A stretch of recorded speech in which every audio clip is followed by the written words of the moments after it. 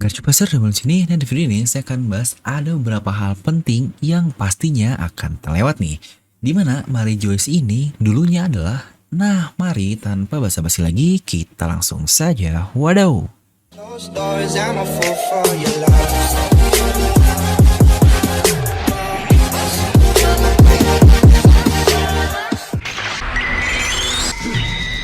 Nah seperti biasa sebelum lanjut video ini jangan lupa untuk subscribe dan juga nyalakan bel notifikasinya ya. Karena kalian tidak akan tertinggal informasi menarik seputar One Piece hanya di channel Devil Nomi. Terpastikan sebelum kalian komen apapun, kalian menonton video sampai habis, jadi tidak ada informasi yang miss dan juga yang setengah-setengah. Dan buat kalian juga yang ingin merchandise Devil Nomi, kalian bisa langsung klik link di deskripsi video. Oke, karena ada cukup banyak nih yang nge-DM saya terkait kursi dari Empty Throne yang ada di Mary Joyce ini. Lebih tepatnya, itu adalah kursi yang diduduki oleh Im Sama.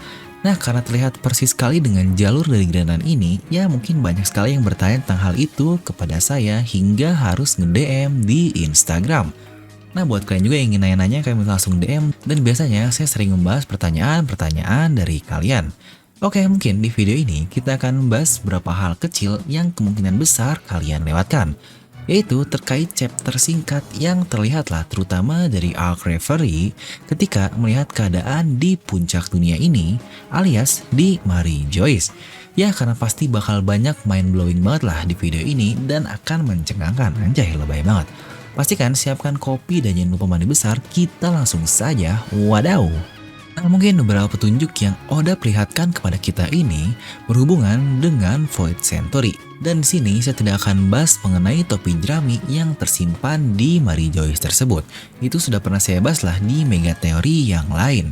Dan sebelum membahas tentang kursi yang tadi saya sindir di awal ini, sebenarnya hal yang lebih penting yang menurut saya cukup mencurigakan dan sangat menarik adalah tentang nama dari kastil di Mary Joyce ini sendiri.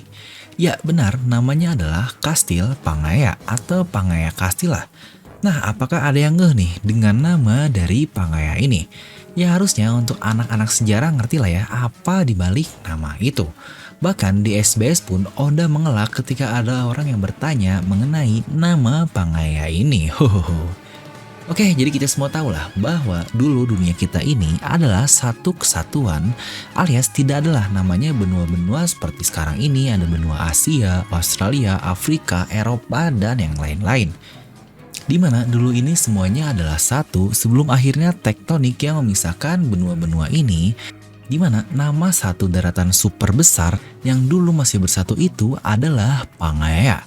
Ya seperti contoh dari gambar lah, kalian bisa lihat sendiri semua benua-benua yang notabene itu adalah pulau terpisah oleh laut, dulu tergabung menjadi satu daratan saja. Oke, harusnya masalah pulau lalu juga terpisah oleh laut dan segalanya, bukankah itu sudah cukup nyambung dengan serial One Piece ini?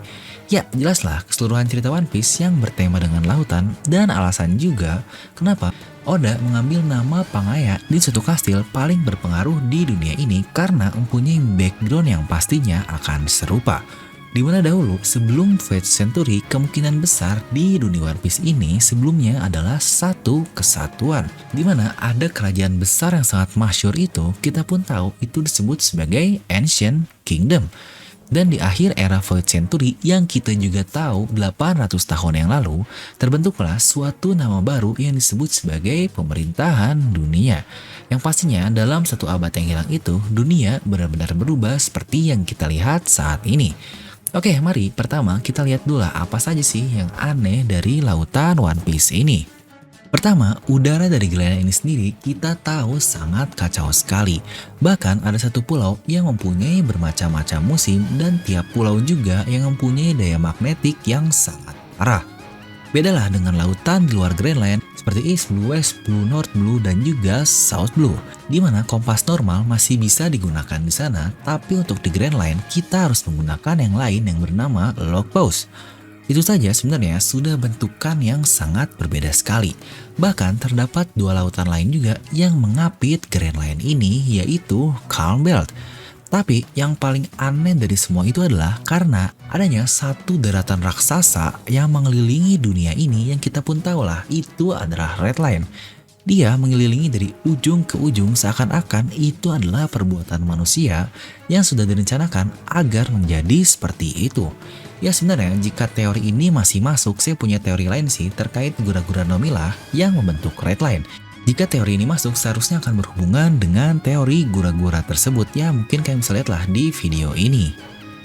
Serta jika kalian lihat lagi ke empty throne milik Imo itu yang kita sindir di awal tadi, itu adalah bentukan utuh dari pulau-pulau kecil di Grand Line, di mana di ujungnya kita melihat terdapat lambang dari World Government atau pemerintahan dunia, yang sebenarnya jika kita perhatikan lebih jauh, itu seperti lambang 4 rod poneglyph yang tertitik di satu pulau, alias bukankah itu pulau Lauftel kan?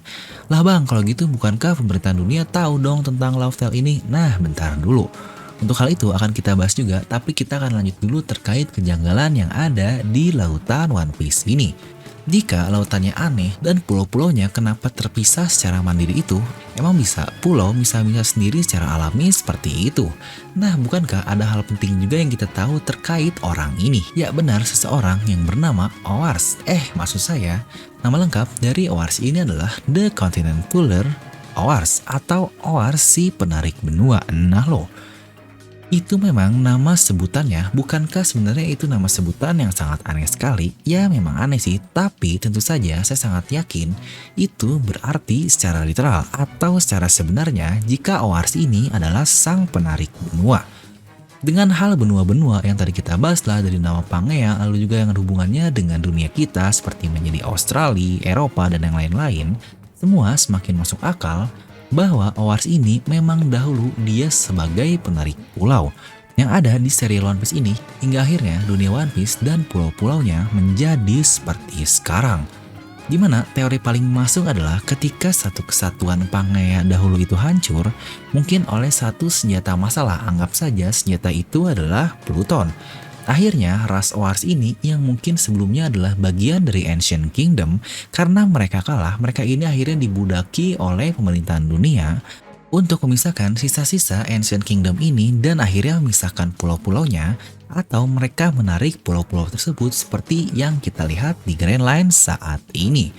Toh bukankah pas sekali dengan sebutan Tenryubito sebagai keturunan dari pencipta dunia ini? Yang jika lagi-lagi literally pencipta dunia ini menjadi seperti sekarang, bukankah sangat pas sekali? Tenryubito lah atau pemerintahan dunia yang ada di Fate Century inilah yang membuat Grand Line atau dunia One Piece seperti saat ini. Dan jika kita kembali ke Pangea yang tadi, kastil utama serial One Piece ini yang berada di Mary Joyce di tengah dunia One Piece dan juga di puncak tertingginya juga, pasti ada alasan penting kenapa Oda memberikan nama Pangea ini di suatu tempat yang sangat penting itu. Bahkan Oda ini tidak mau menjawabnya di SBS lalu. Dan pernyataan saya tadi juga, apakah jika seperti itu pemerintahan dunia tahu tentang Lauftel? Nah, menurut saya tidak. Terus empty throne ini gimana Min? Kok itu bentukannya seperti Lauftel ini? Nah, di mana ada teori juga yang menurut saya cukup masuk akal bahwa dulu tahta itu adalah milik raja dari Ancient Kingdom. Atau mungkin kita sebut empty throne ini dulunya bukan asli milik Imo, melainkan milik raja dari kerajaan Ancient Kingdom dahulu. Atau secara kasar dapat kita bilang, dulunya Mary Joyce atau kastil Pangea ini adalah menjadi tempat utama dari para rakyat-rakyat Ancient Kingdom, dan setelah diperangi oleh ke-20 negara yang disebut sebagai World Government, mereka akhirnya menempati tempat tersebut. Melihat kata-kata yang mencurigakan di sini, di mana hutan yang ada di sana itu adalah hutan buatan. Bukankah sangat aneh sekali tempat semasif ini mereka membangun hal-hal buatan seperti itu, yang memang sengajalah ditimpa untuk menutupi sesuatu yang mungkin itu adalah bekas perang. Jadi, jika Pangea ini akan ada hubungannya dengan satu hal penting, yaitu kesatuan di dunia One Piece ini, bukankah itu akan sama dengan cerita dahulu dalam sejarah? Pangea satu benua besar dunia kita, dan di serial ini pun sama.